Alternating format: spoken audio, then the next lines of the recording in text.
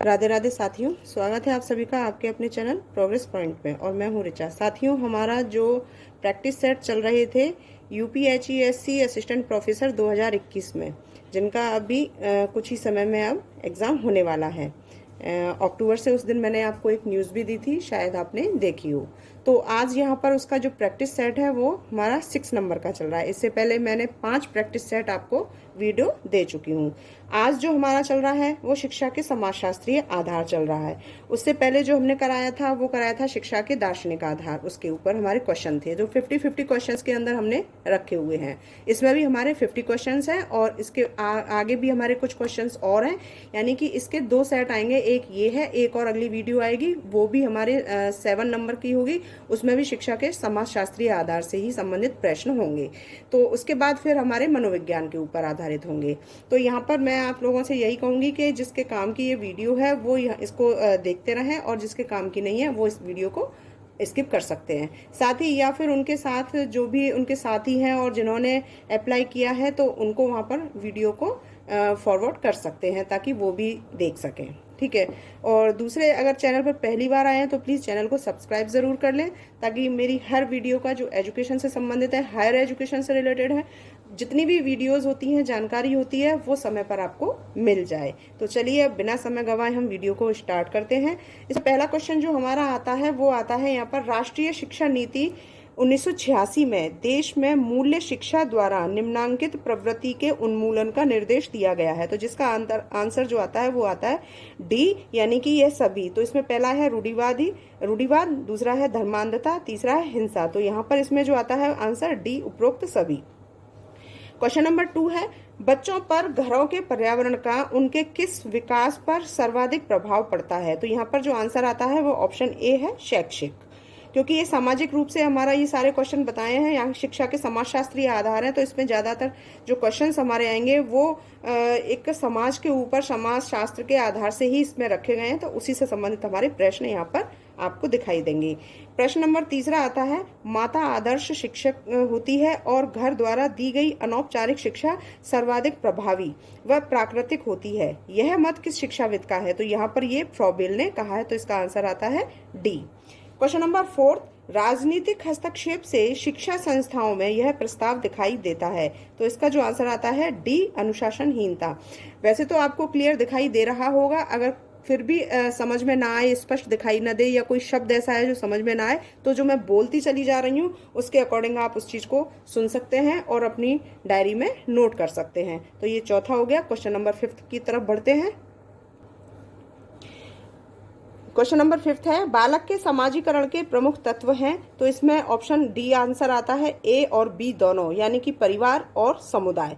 इसमें बालक के समाजीकरण के जो प्रमुख तत्व होते हैं वो परिवार और समुदाय दोनों होते हैं, इसलिए इसका आंसर होता है डी। क्वेश्चन नंबर 6, सामाजिक प्रक्रिया द्वारा बालक अपने समाज के तौर तरीकों को सीखते हैं तथा वे इन्हें व्यक्तित्व का अंग बना लेते हैं। यह परिभाषा किस समाजशास्त्र की है। तो यहाँ पर है हैविघर्स्ट व न्यूगार्टन। तो यहाँ पर ऑप्शन ए हमारा आंसर है। क्वेश्चन नंबर 7, स्वस्थ प्रतियोगिता की भावना को प्रोत्साहित कर शिक्षक बालकों में इस प्रक्रिया को अग्रसर कर सकता है। तो इसका जो आंसर आता है ऑप्शन बी, यानी कि सामाजिकरण। क्वेश्चन नंबर 8, जब कभी व्यक्ति का सामाजिक समूहों का स्तरों में एक निम्न या उच्च स्थिति में पहुंचना हो जाता है तो वह उसकी सामाजिक गतिशीलता है। यह परिभाषा पी सोरोकिन की है, जिसका उदाहरण यह हो सकता है। अब यहाँ पर ऑप्शन दे रखे हैं 3, चौथा के अंदर आंसर जो है यानी उपरोक्त सभी। तो ये 3 जो है इसके आंसर हैं। पहला है, जब अपनी योग्यता से जनजाति का व्यक्ति जिलाधीश बन जाता है। दूसरा, जब अपने अपराध के कारण कोई व्यक्ति बदनाम हो जाता है। और तीसरा है, जब कोई व्यक्ति अपने से उच्च जाति में विवाह कर लेता है। तो यानी कि ये तीनों ए बी सी तीनों ऑप्शन जो है इसके अंदर आ रहे हैं। तो आंसर आता है ऑप्शन डी, उपरोक्त सभी। क्वेश्चन नंबर 9 की तरफ बढ़ते हैं। प्रशासन किस प्रकार सामाजिक गतिशीलता का कारण बनता है। तो इसमें आंसर ए है हमारा, इसमें जनतांत्रिक शासन अधिक सहायक होता है। इसमें जनतांत्रिक शासन अधिक सहायक होता है। तो ऑप्शन ए हमारा इसमें 9th का आंसर है। क्वेश्चन नंबर 10, दंड और पुरस्कार निम्नांकित कारण से समाजीकरण प्रक्रिया में सहायक होते हैं। तो इसका आंसर भी हमारा ऑप्शन ए होगा। इसमें है, इनके भय व प्रोत्साहन से बालक क्रमशः समाज विरोधी कार्य नहीं करता, वह सामाजिक कार्य करता है। तो यहाँ पर इसका ऑप्शन ए हमारा आंसर हो जाता है क्वेश्चन नंबर 10 का। बढ़ते हैं क्वेश्चन नंबर 11 की तरफ। भाषा समाजीकरण का महत्वपूर्ण पक्ष इसलिए है क्योंकि बालक, अब यहाँ पर उपरोक्त सभी का आंसर है यानी ऑप्शन डी आंसर के रूप में है, तो हमें ए बी सी तीनों को देखना होगा। इसमें ए है, भाषा के बिना भी संकेतों से दूसरों से व्यवहार करता है। ऑप्शन बी, भाषा पर अधिकार पाने के बाद ही सामाजिक बनता है। और ऑप्शन सी है, विचार प्रकट करने व विचारों को ग्रहण करने में ज्ञान सहायक है। तो यहाँ पर इसमें ऑप्शन डी हमारा आंसर आता है, उपरोक्त सभी। ठीक है। क्वेश्चन नंबर 12, प्राथमिक शिक्षा के समान अवसर प्रदान करने हेतु वर्तमान में सरकार ने अभियान चला रखा है। तो वो आंसर हमारा ए है, नामांकन अभियान, यानी कि ऑप्शन ए के रूप में हमारा आता है उत्तर इसका, नामांकन अभियान। तो यहाँ पर इसका ये आंसर हो गया। अगर आपको इसमें कोई शब्द ऐसा है जो समझ में ना आ रहा हो, जो टिपिकल वर्ड हो और समझ से बाहर हो, तो वहां पर आप मुझे कमेंट बॉक्स में पूछ सकते हैं, या फिर मेरा व्हाट्सअप नंबर है, आप उस पर मुझे कमेंट करके बता सकते हैं। किसी भी क्वेश्चन की डेफिनेशन है या किसी भी पेपर से कोई भी प्रॉब्लम है जिसका सॉल्यूशन आपको चाहिए, तो वहाँ पर आप मुझसे कांटेक्ट कर सकते हैं। जो मेरा व्हाट्सअप नंबर है उसे आप नोट कर लीजिए। नंबर है मेरा 9760529776। तो इस नंबर पर आप मुझे व्हाट्सअप मैसेज कर सकते हैं। तो यहाँ पर मैं आपकी जो भी हायर एजुकेशन से संबंधित हमारी प्रॉब्लम्स होती हैं वहाँ पर आपको पूरी तरह से सहायता मिल सकती है। ठीक है। तो यहाँ आगे बढ़ते हैं क्वेश्चन नंबर 13।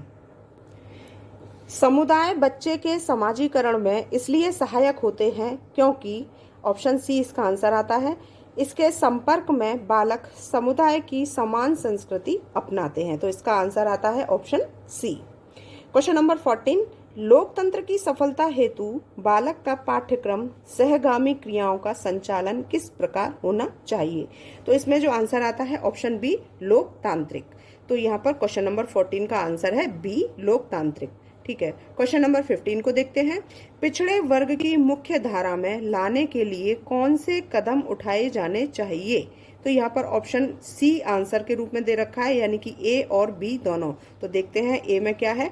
ए में है, उन्हें शिक्षा के समान अवसर दिए जाएं, और बी में है, उन्हें निःशुल्क शिक्षा दी जाए। तो यहाँ पर ऑप्शन सी हमारा आंसर के रूप में आता है, जिसमें ए और बी दोनों समाहित हैं। ठीक है।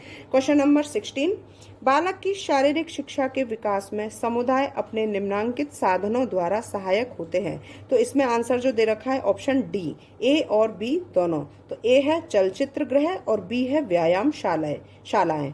तो यहाँ पर ए और बी दोनों आंसर के रूप में है, तो ऑप्शन डी हमारा यहाँ पर आंसर हो जाएगा। क्वेश्चन नंबर 17, संविधान में मूल अधिकारों के ऊपर किसे रखा गया है। तो यहाँ पर आंसर के रूप में हम देखते हैं, तो यहाँ पर इसका जो आंसर आता है वो आता है ऑप्शन सी, मूल कर्तव्य। यानी संविधान के जो मूल अधिकारों के ऊपर हमने यहाँ पर रखा हुआ दिखा है, तो वो है मूल कर्तव्य। तो इसका आंसर आता है ऑप्शन सी, मूल कर्तव्य। बढ़ते हैं अगले क्वेश्चन की तरफ। किसी की स्वतंत्र